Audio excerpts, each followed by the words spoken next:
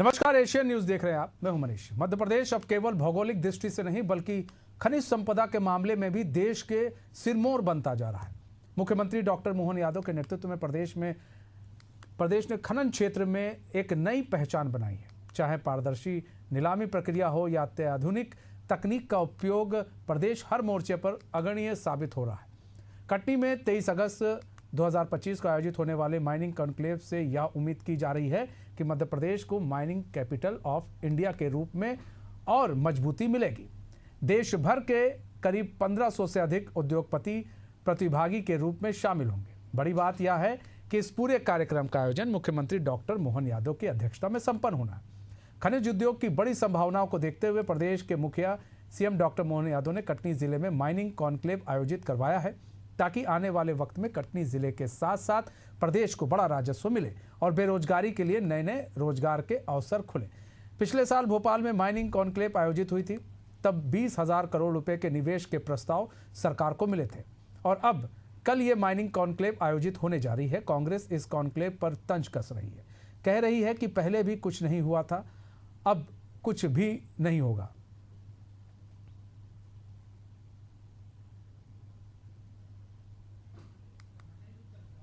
और जिस प्रकार से माइनिंग को लेकर हम बहुत पारदर्शिता के साथ इसमें जो निर्णय लेकर आगे बढ़ रहे हैं, ये मान के चलिए मध्य प्रदेश की आर्थिक रूप से बहुत इसमें वृद्धि होगी। और जिस व्यापक तरीके से लोगों को मौका मिल रहा है पारदर्शी तरीके से, नहीं तो पहले की सरकारें जो विपक्षी दलों की हुआ करती थी, किस प्रकार से भ्रष्टाचार किया करते थे, आज ना भ्रष्टाचार है और खुले तौर पर इसमें सभी पार्टिसिपेंट भाग ले सकते हैं और बोली लगाकर ले सकते हैं। तो मुझे लगता है कि आने वाले समय में मध्य प्रदेश इसमें बहुत तरक्की करने वाला है। पहले जितनी कॉन्क्लेव हुई है ना, उसके तो परिणाम जनता के सामने रख दे। उसमें तो कुछ आता नहीं है, दोबारा कॉन्क्लेव करने लगते हैं, झूठे एमओयू कर लेते हैं और इतना निवेश हुआ, इतना निवेश हुआ, इतने एमओयू हुए बता देते हैं, परिणाम कुछ आता नहीं है।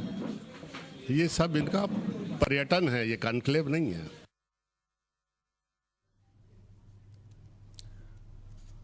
तो माइनिंग कॉन्क्लेव के जरिए कोशिश ये की जा रही है कि भाई मध्य प्रदेश को माइनिंग में भी सबसे आगे बढ़े और खनिज के रूप में बात की जाए तो मध्य प्रदेश वैसे भी काफ़ी आगे है।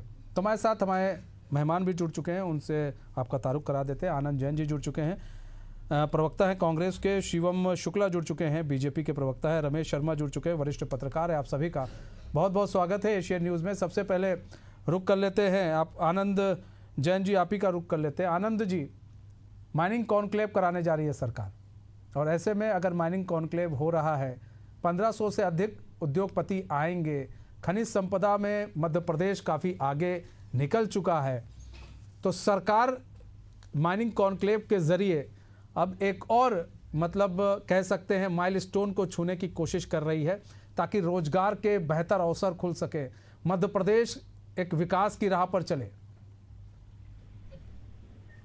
देखिए, पहले से ही मध्य प्रदेश माइनिंग में आगे है, एक खुद ही आप बता रहे हैं। और बीजेपी के 20 साल में इन्होंने कई प्रयास किए, पर कन्वर्ट कितने प्रतिशत हुए? अभी 6 महीने पहले भी इन्होंने कॉन्क्लेव किया था, एमओयू किए थे। जरा उसकी धरातल की स्थिति बीजेपी के लोग बताएं। ठीक है, प्रयास करना अच्छी बात है, पर कितनी बार प्रयास करेंगे और कितना इवेंट करेंगे और कितनी पब्लिसिटी करेंगे जनता के पैसे पे? तो उसका कन्वर्शन रेट क्या है? सबसे पहले तो वो धरातल की बात करें, उसके बाद समझ में आएगा कि जो आप कॉन्क्लेव करा रहे हैं उसका कितना प्रतिशत रिजल्ट आया, कितने लोगों को रोजगार मिला। क्योंकि ये प्रयास तो बीजेपी 20 साल से कर रही, 20 साल से सरकार भारतीय जनता पार्टी के, फिर भी बेरोजगारी दर बढ़ी हुई है। इन्वेस्टमेंट को टोटल 3% इन्वेस्टमेंट अभी तक कन्वर्ट हुआ है, जो आपके आंकड़े हैं भारत सरकार के। तो आप कुछ भी करते रहिए इवेंट के लिए, पर्यटन के लिए, पब्लिसिटी के लिए, रोज रोज नए तरीके निकालिए मीडिया में बने रहने के लिए। तो कुल मिला के देश की जनता को और प्रदेश की जनता का पैसा बर्बाद हो रहा है।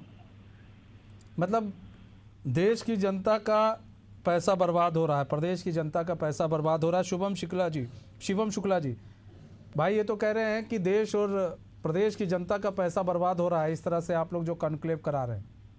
देखिए, सबसे महत्व चीज ये है कि आनंद जैन जी को जानकारी नहीं होगी, मध्य प्रदेश अभी दुनिया भर में जो भारत की डिपेंडेंस है रेयर अर्थ एलिमेंट्स को लेकर के, उसको कहीं ना कहीं पूरी तरीके से निराकृत करने वाले राज्य के रूप में स्थापित होने जा रहा है।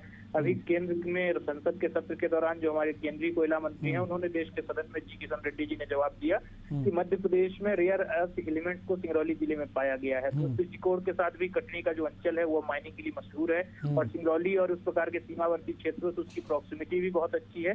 इस माइनिंग कॉन्क्लेव के माध्यम से माननीय मुख्यमंत्री जी कहीं ना कहीं माइनिंग की दिशा में मध्य प्रदेश को आगे ले जाना चाहते हैं। पहले भी हमने देखा कि हमारी सरकार का इस बार बहुत पुरजोर प्रयास रहा था कि रीजन स्पेसिफिक और एरिया स्पेसिफिक दोनों तरीके की जो उद्योग और निवेश की संभावनाएं मध्य प्रदेश में है, उसको आकर्षित किया जाए। रीजन स्पेसिफिक हो, सेगमेंट और सेक्टर स्पेसिफिक हो, इसके माध्यम से कभी माइनिंग का, कभी टूरिज्म का, कभी जो इस प्रकार से टेक्सटाइल प्रोडक्शन है, कभी इस प्रकार से विभिन्न आयामों वाले जो उद्योग हो सकते हैं, उनको लेकर के हमने कॉन्क्लेव आयोजित किया। और क्षेत्रों की, जैसे मध्य प्रदेश में कई सारे भौगोलिक अंचल हैं, सभी की अपनी विशिष्टता है और सभी में अपने प्रकार के उद्योगों को आकर्षित करने की संभावनाएं हैं। तो उस दृष्टिकोण के साथ भी तो यह बहुत ही समग्रता के साथ अभियान चल रहा है। अभी मध्य प्रदेश में 30 लाख करोड़ से ज्यादा का इन्वेस्टमेंट मध्य प्रदेश की सरकार, चाहे ग्लोबल इन्वेस्टर समिट हो या फिर जो हमारे राज्य स्तर पर विभिन्न अन्य प्रदेशों में माननीय मुख्यमंत्री जी गए, अंतर्राष्ट्रीय स्तर पर भी कई देशों की उन्होंने यात्रा की और वहाँ के उद्योग निवेश को यहाँ आकर, लेकिन इनका कहना है कि इससे पहले भी किया था, अभी शायद 6 महीने साल भर पहले भी आपने माइनिंग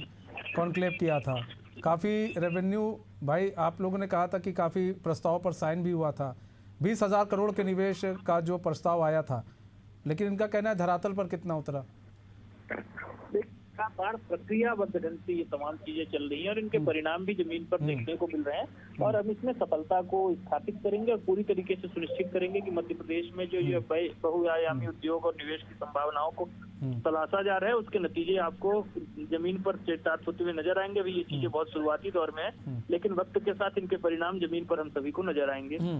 अच्छा, यहाँ पर बात की जाए आनंद जैन जी, 2024 व 25 वित्त वर्ष 24-25 में मध्य प्रदेश ने खनिज राजस्व संग्रहण में पिछले वर्ष की तुलना में, मतलब उससे पहले की तुलना में 23% वृद्धि दर्ज करते हुए पहली बार 10,000 करोड़ रुपए से अधिक का राजस्व प्राप्त किया। तो ये तो एक उपलब्धि की तरह ही देखा जाए ना, इसे ये तो उपलब्धि है मध्य प्रदेश के लिए। इसमें सरकार का क्या योगदान है? जो ऑलरेडी एग्जिस्टिंग माइनिंग है वो कर रही है। हाँ। सरकार का क्या योगदान है? सरकार की कौन सी पॉलिसी है जिसके कारण ये प्रोडक्शन बढ़ा है? बताएं आप। कौन सा इन्वेस्टमेंट बढ़ा है? प्रोडक्शन बढ़ा है, तो प्रोडक्शन बढ़ा है तो वो तो जिन्होंने माइंस ली है, हाँ, जिन्होंने ठेका लिया है, वो मेहनत करके प्रोडक्शन बढ़ा रहे हैं। हाँ, सरकार उसमें क्या कर रही है? कोई नया इन्वेस्टमेंट आया है क्या? कोई नई मशीनरी है? सरकार कुछ तो छूट दे रही होगी, तभी तो ये सारी चीजें हो रही हैं। है सर, सरकार कुछ तो छूट दे रही होगी। नहीं, कहा और उनके और जो भी पैसा आता है उसमें सरकार का भी तो कुछ होता है ना, उस कि ऐसा ही सब होता है? नहीं, सारा पैसा आप रखिए। ये सिर्फ महंगाई दर जो बढ़ी है, हाँ, इन्फ्लेशन रेट बढ़ा है, उसके कारण रेवेन्यू कलेक्शन बढ़ा है। हाँ, उसका भी रेशो है, जीएसटी का रेशो है। हाँ, तो उसका अगर टोटल मिलाएंगे तो इतना कोई प्रोडक्शन भी नहीं बढ़ा है अगर वैसी बात करें तो। सवाल ये कॉन्क्लेव इसलिए कर रहे हैं कि इन्वेस्टमेंट आए, तो पिछले कॉन्क्लेव में कितना इन्वेस्टमेंट आया वो तो बताएं, फिर नए में तो आप करते रहिए। ठीक है, यहाँ बात करें हम रमेश जी, यहाँ बात की जाए कि भाई इससे पहले जो कॉन्क्लेव हुआ था, भोपाल में आयोजित हुआ था, 20,000 करोड़ रुपए से अधिक का निवेश का जो प्रस्ताव है वो आया था। ऐसे में ये भी कहा जा रहा है कि भाई अब जो है खनिज संपदा की ओर देख रहा है प्रदेश, और कोशिश ये है कि लोग आए कि भाई देखिए हमारे यहाँ खनिज भरपूर मात्रा में है, आप यहाँ पर आइए, अपनी कंपनी लगाइए, यहाँ पर हमारे लोगों को रोजगार दीजिए। इस दिशा में कदम बढ़ाया जा रहा है, लगातार इस दिशा में कदम बढ़ाया जा रहा है। और कोई भी प्रस्ताव आता है, शायद मुझे नहीं मालूम, जो आनंद जैन जी है इन्हें मालूम है कि नहीं मालूम है, रमेश शर्मा जी आपको भी मालूम है, कोई भी प्रस्ताव आता है उसको एग्जीक्यूट होने में थोड़ा टाइम लगता है। अगर 6 महीने पहले कॉन्क्लेव हुआ है तो तुरंत एग्जीक्यूट नहीं हो जाएगा वो। बहुत सारी प्रक्रिया होती है। आपको मिल रही है? जी जी जी जी। अच्छा, निश्चित रूप से ये जो प्रयास हो रहे हैं निवेश को आमंत्रित करने के, ये प्रयास बहुत अच्छे प्रयास हैं और मोटे तौर पर मध्य प्रदेश की धरती खनिज की दृष्टि से बहुत संपन्न है। यहाँ अगर हीरा भी है तो यहाँ ग्रेनाइट भी है, यहाँ कोयला भी है, और यहाँ जो साधारण पत्थर है, खासतौर से जिसे बासोदा स्टोन कहते हैं, उसकी डिमांड भी दुनिया भारत के बाहर उसकी डिमांड भी है। वो एक विशेष क्वालिटी का जो सादा पत्थर है वो भी विशेष क्वालिटी का है। तो स्वाभाविक रूप से कहीं ना कहीं इसमें निवेश आमंत्रित होना और फिर खनिज के माध्यम से स्थानीय लोगों को इसका रोजगार भी मिलेगा। दूसरा जो विषय आ रहा है कि पिछली बार जितना आया था उसमें कितना हुआ, मान करके चलिए कि 100% परिणाम कहीं नहीं आते। मुझे बताइए 100 में से 100 नंबर लाने वाले कितने विद्यार्थी होते हैं? जो हमारे यहाँ औसत आयु है वो भी लोग पूरी नहीं करते। तो कुल मिलाकर के वो निवेश आ रहे हैं और उसका स्वागत किया जाना चाहिए, लेकिन उसमें एक सावधानी जरूर मैं चाहूंगा कि सावधानी सरकार बरते कि उसमें जो रोजगार मिले वो कहीं ना कहीं एक स्थानीय लोगों को रोजगार मिले। और दूसरा, उस खनिज के आधार पर अगर इंडस्ट्री डल रही है, ये जो कॉन्क्लेव हो रही है ये खनिज तक सीमित रहेगी। खनिज के आधार पर अगर इंडस्ट्री डल रही है तो उसमें मध्य प्रदेश के युवाओं को, मध्य प्रदेश के उद्योगपतियों को, मध्य प्रदेश के लोगों को ही उसमें प्राथमिकता मिले। ऐसा ना हो जैसे पिछली बार पहले हुआ है हमारे यहाँ से, हालांकि उस घटना को हो गए 20-25 साल हो गए। हमारे यहाँ उत्खनन हुआ, लेकिन हमारे यहाँ से लोहा कहीं और जाकर के वहां से फिर बन करके लौट करके आते थे। हमारे यहाँ से ग्रेनाइट निकलता था तो कहीं दूसरे प्रदेश में जाकर के वहां से होकर के आता था। तो ये स्थिति ना बने। हमारे यहाँ का जो अगर उत्खनन हो रहा है, हमारे यहाँ का जो मटेरियल निकल रहा है, उसकी इंडस्ट्री भी हमारे यहाँ ही डले। उसके शिवम शुक्ला जी बड़ी बात कही है, जो चीज निकल रही है उसकी इंडस्ट्री वहीं पर डले और जिससे वहां के लोगों को रोजगार मिल सके। और बाकी सरकार जो काम कर रही है निश्चित रूप से ये बहुत अच्छा काम है, ये कॉन्क्लेव होनी चाहिए। शिवम शुक्ला जी, क्योंकि जबलपुर और कटनी जिलों में सोने की खोज की गई, वहीं पन्ना और छतरपुर में हीरे के विशाल भंडार प्रमाणित हुए हैं। बालाघाट की मलाज खंड तामा खदान देश की सबसे बड़ी तामा खदान है, जबकि पन्ना की मझगवा हीरा खदान देश की एकमात्र सक्रिय हीरा खदान है। बहुत कुछ है सर।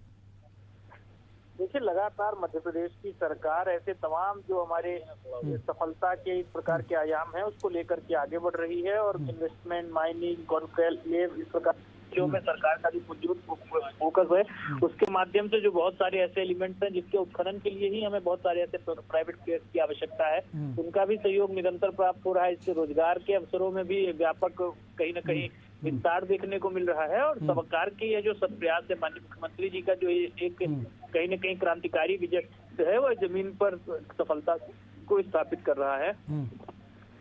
यहाँ बात करें हम आनंद जैन जी, जो खनिज विभाग ने graphite, rock, phosphate, gold, manganese और कॉपर सहित कई खनिज ब्लॉक की नीलामी की, और ऐसे में जब नीलामी होती है लोग वहाँ आते हैं तो वहाँ के जो लोग हैं, जो युवा हैं, उनको नौकरी की संभावनाएं बढ़ जाती है। जैसे रमेश जी ने कहा कि भाई जहाँ से सामान निकल रहा है वहीं पर कंपनी होनी चाहिए, वहीं से सारा सामान बनकर जाए, कहीं और ना जाए।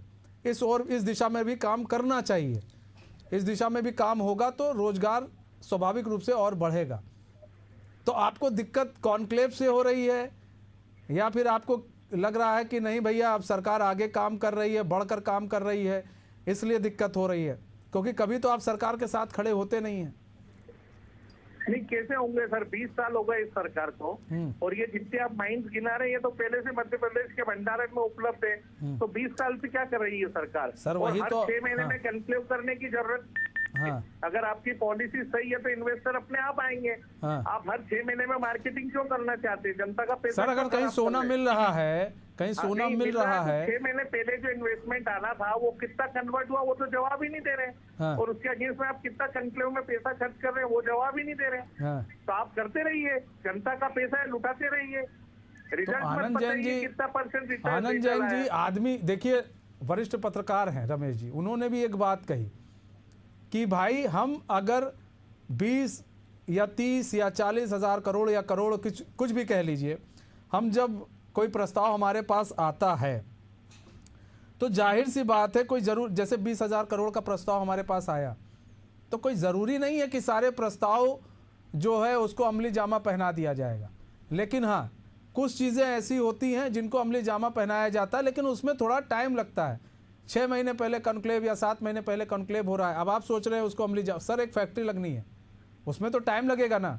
हर एक चीज़ को देखना पड़ेगा ना कि पहले ही कि नहीं भैया कंपनी लगनी है, कंपनी आकर यहाँ पर सर ऐसे नहीं उठा के लगा दी जाएगी, बहुत सारी चीजें होती हैं। मेरा यही प्रश्न है ना सर कि 6 महीने पहले किया था तो थोड़ा डिले करके करते हैं। हाँ। जो और उद्योगपतियों को बुला रहे हैं, ये तो अच्छी बात है कि आपके, ये तो अच्छी बात है ना कि आपके यहाँ मेहमान आ रहे हैं, 1500 से ज्यादा उद्योगपति आ रहे हैं। किस कॉस्ट पे आ रहे हैं? हाँ, उस पर खर्च कितना हो रहा है?